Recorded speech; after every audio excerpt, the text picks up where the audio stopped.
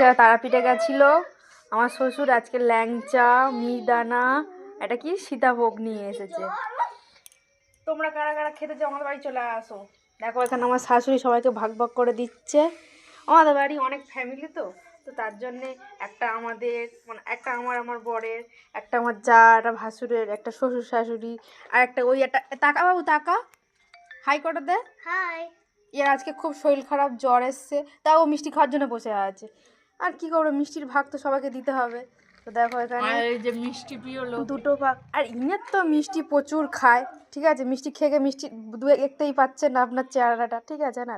ঠিক আছে, এখানে একটা প্যাকেট অলরেডি সবাইকে দেওয়া হয়ে গেছে, এখানে এখনও প্যাকেট খোলা হয়নি, এখনও মিহিদানাটা রয়েছে। যদি বেশি থাকে আমরা এখান থেকে ঝেপে দেবো, ঠিক আছে, তার জন্য চিন্তা করতে হবে না, আমরা খাওয়ার জন্য রেডি আছি, ঠিক আছে, সবসময় আমরা মিষ্টি খাওয়ার জন্য রেডি।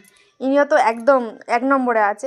আমার মিষ্টি একটু মাঝে মাঝে গা গুলো, কিন্তু এসব দিকে একদম ভালো লাগে বেশি, ঠিক আছে। তো এখানে আমার শাশুড়ি এখনও দিয়ে যাচ্ছে, এখনও শেষ হয়নি দেওয়া। তুমি কি মিষ্টি খেতে ইচ্ছুক? এদিকে তাকাও, এদিকে তাকাও শ্রেয়ান, তুমি কি মিষ্টি খেতে ইচ্ছুক? কতটা খাবে? 11টা খাবে? 100টা খাবে? তাহলে বুঝতেই পারছেন, উনি যদি 100টা খেয়ে তাহলে আমরা তো কিছুই পাবো না, ঠিক আছে। তাহলে উনি 100টা খাওয়ার আগে আমাদের 80টা খেয়ে নিতে হবে। বাক্স ধরেও বসে পড়েছে, ঠিক আছে, মিষ্টি খাওয়া না শেষ হচ্ছে। আমার শাশুড়ি দেখো সীতাভোগটা নিয়ে গামলি নিয়ে ধরে বসে পড়েছে। আর কি করবো, মানে লোকে ভাববে হয়তো এরা মিষ্টি কি পায় না, সত্যি এরা পায় না। এই দেখো গামলির না একজন বসেছে, একজন প্যাকেট নিয়ে বসেছে। বলো,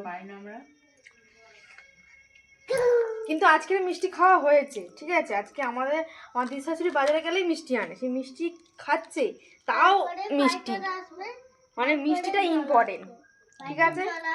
ওকে, টাটা।